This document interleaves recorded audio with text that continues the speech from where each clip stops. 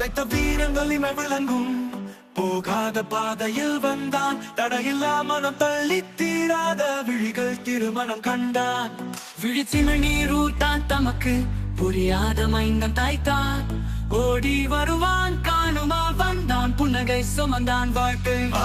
வீரனே பார்க்க வேண்டும் வெற்றி என்ன குலிக்கு காண்பது. மீண்டு வருவான் வீரனை சேர்ந்த போகாத பாதையில் வாழ்வது.